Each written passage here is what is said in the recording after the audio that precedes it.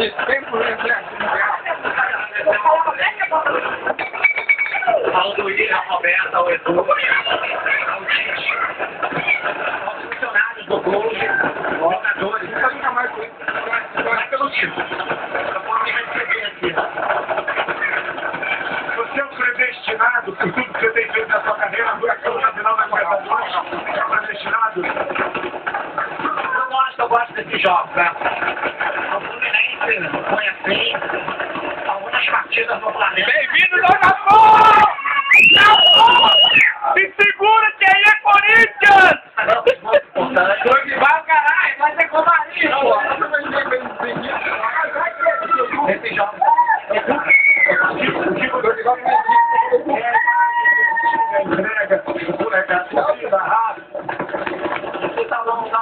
Não é falta de verdade, não. É que é verdade mesmo. Não tem herói nesse time. Não tem estrela. Tem um grupo de jogadores que são iguais e cada um tem a sua importância. Não tem estrela no Corinthians hoje.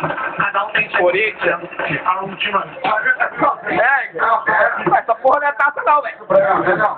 Então, a energia que a galera mandou de casa, pegou a gente aqui também. Vitorino? Gente, vai da festa. Já teremos a entrega da taça ao campeão Alessandro, pessoal do Caetano. Até o lado do Danilo, campeão da Libertadores. Pelo São Paulo e agora campeão da Libertadores pelo Corinthians, Danilo. Você, um dos artilheiros, com 4 gols nessa competição. O que pode falar dessa conquista?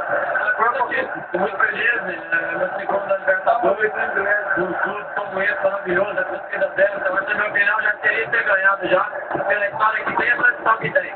Mas eu acho que esse ano o grupo estava bem focado e bem preparado para essa Libertadores, graças a Deus tivemos uma grande competição. Um grupo operário, né, Danilo? Sem grandes estrelas, sem muita vaidade. Estou falando de ganhar. Chegando, veio o corpo ao resto da competição e chega a esse título de forma merecida.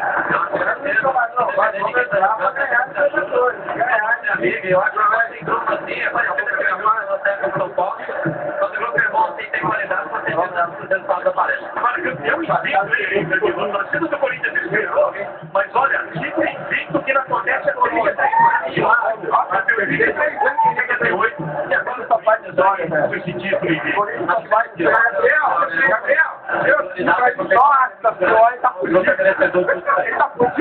Obrigado ao Danilo, Marco. Obrigado. Gabriel, você tá fudido comigo amanhã. O time brasileiro. Agora o Corinthians de forma invicta.